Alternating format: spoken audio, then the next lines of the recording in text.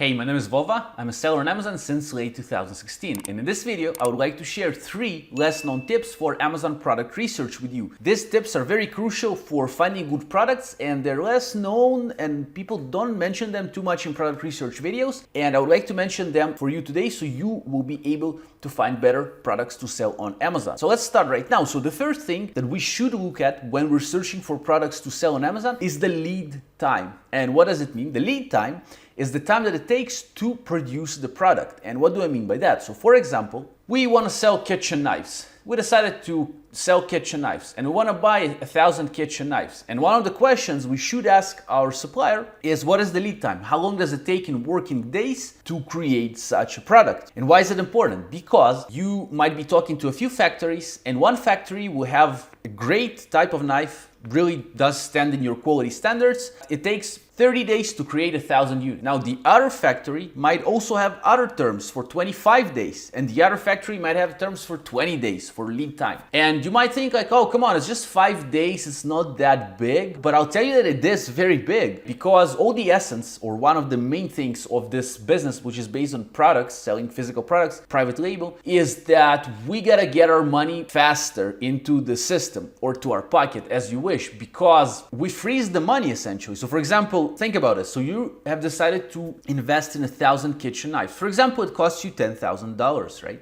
And one factory produces this takes 30 days and the other one takes 20 days. You have produced the first batch in 30 days, then you shipped it to Amazon, it took 70 days. All right, and it landed in Amazon after 70 days. It got unpacked, took some time, 80 days. Now with the other factory that does it in 20 days lead time, you are gonna do it 10 days less. So you will start selling faster and you'll get money back faster into the system. I didn't really look that deep into that when I was just starting, but it's very important. I'll tell you another thing here, right? Help you understand the idea. Again, lead times, pay big attention to that. Each time you ask a supplier, about the lead time in working days. One thing I want to mention to you as well is pay attention to this, pay close attention, is sometimes you will develop a really nice relationship with a supplier, even for your first product, right? So you've ordered the sample, it's awesome, the supplier, the manager in the factory is great, you have great communication, everything is fine, you know, and it takes 30 days to create this product. Don't get carried away too fast. So think about it, maybe there's another factory that's just as good and there's another great person there. So make your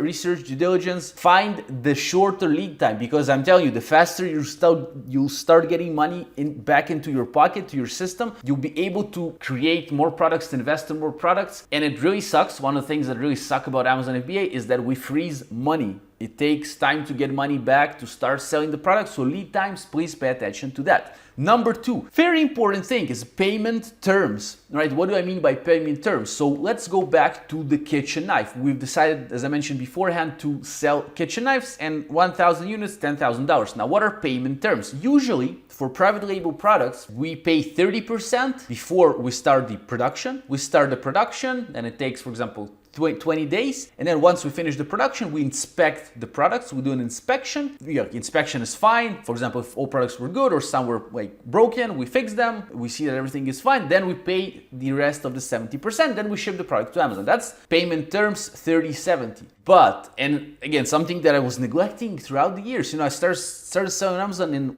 I started learning late 2016. My first sale was on 25th of January 2017. And I kind of neglected the payment terms. Like I used to pay 30/70 until one time, I think the supplier actually kind of initiated that. He said like, hey, would you like to order 5,000 units, for example, of this product and pay me 20% for all the 5,000, but then once you're going to be in a need of 500, then pay me 80% for the 500, and that's it. Let the other ones lay in the factory. So initially we buy more, right? We pay a certain percentage for them, but we let them lay in the warehouse. And this is kind of helping you with inventory management, because you don't pay straight away for all the 5,000, right? Because that will again freeze all the money. That's a lot of money. Even that if it's like a $2 product, 5,000 units is 10 grand. Like for me, it's not a little money. Maybe for you it's not. Maybe for you it's little money. But even then, even if it's not big money for you, why would you freeze it? You can do other things with it. So that's the first thing when I was like, that's better payment terms. For example, I ordered 5,000 units, 20%. For example, if it's $10,000, 20% would be $2,000. Then I have, whenever I need, I pay 80%. So I need 1,000 units now, I pay for the 80% of the 1,000 units. And that was a bit better. But what if I told you that there are even better payment terms sometimes? And again, you have to negotiate that. That doesn't just come just like that. It depends on the product as well. Maybe some products, like 50-50, 50 before you produce, 50 after you finish, or maybe 100 before you start. It depends, right? But you have to negotiate that. And one of the other things that I've learned recently is that you can actually have payment terms that are much better even. So for example, it's like for 30% before starting the production, and then say 70% after the product lands on Amazon. Did you hear that? So for example, 30% before we start production, it took 20 days to produce. We inspect the product, we ship it to Amazon. It takes like 30 days to get it to the warehouse, 40 days, until it gets unpacked or something, or at least lands on Amazon. Then only we pay the 70%. That's called against bill of lading, terms of payment, and you have to negotiate that, of course. I still haven't tried. I was on a webinar. If you speak Russian, I have the webinar that I saw down in the description. Going to be an affiliate link to that webinar. It's in the Russian language. So if you're not speaking Russian, it's not going to help you too much, but that's one of the things that I've learned there about different payment terms. That's a webinar of like 4 hours for product research, sourcing, very good webinar by Seller Insiders, pretty awesome company in the knowledge industry of the Russian Amazon community. So I'll link it down in the description for you. Now, it's insane. Like, think about it. Your money doesn't get frozen all this time and you paid only when it lands. There are even better payment terms. And usually the bigger the company, right, the more trust you have with the supplier, the better the relationship, the better terms you can ask for.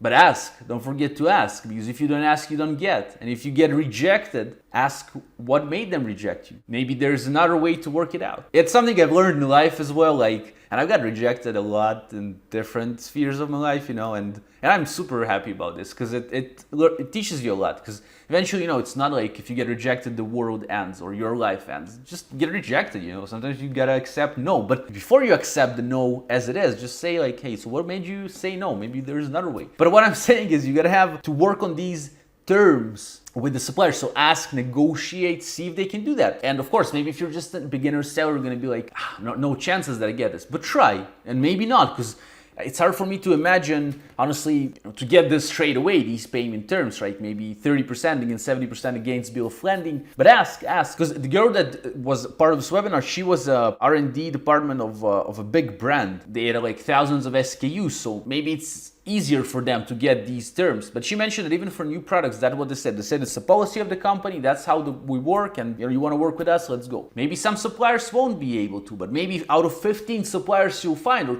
30, I don't know, go crazy, 50, as you wish. Maybe one will, and then it doesn't freeze you a lot of money. That really helps with your cash flow, and the cash flow is one of the most important things on Amazon, really. If you're liking this video so far, please like it, dislike it. If you're not, let me know why you are not liking it, and drop a comment. Let's talk a little bit. I always forget to ask for a comment from you. I would be happy to talk. So let's talk about the third thing, HS code. Another thing you need to know when doing product research. Another thing you have to look at is HS code. Now, what is HS code? HS code is like a tariff of the product when it enters a specific country. So let me give you an example. Maybe you are importing something into the United States from China, right? Maybe you've heard about the Trump tariffs. HS code. So maybe a specific product has a tariff of 20%. That means that you have to pay 20% for the cost of goods of this product when it enters the country. And if you don't, look into that HS code. By the way, you can find it easily by Googling it, like Google HS code and product name. And if you really want to learn more about this, down in the description, I'm going to have a playlist for you for shipping to Amazon. It's a course here, free course on this channel with Amit Rosenthal from Rosenthal Logistics. And there we kind of A to Z went through shipping to Amazon. Very beginner-friendly course, but even for advanced sellers, I do recommend you to guys check it out. Down in the description, going to be a playlist link here. Free, no upsells. So product might have an HS code and you will skip this. You won't ask. You will just say like, okay, it seems like I can do pretty good margins here. Like that's what you see when you're looking for a product, through different like software like Helium 10 or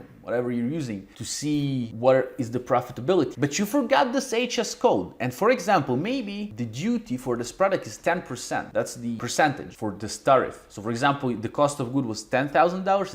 It's 10%. $1,000 you have to pay in when you input it into United United States, $1,000. So that's an extra dollar for every unit that you didn't count. Maybe it's not gonna break your bank. It's a lot of money. Like, you could have used that dollar for pay-per-click, for some influencers, and a bunch of other stuff like that. So now up on the screen here, I'm gonna leave you the playlist with Amit Rosenthal, where you can learn more about the HS code and generally about shipping to Amazon. And also I'll leave you a playlist of product research here, all my other videos. I really enjoyed making this video for you. I wish you an awesome day, and I'll see you soon. Goodbye.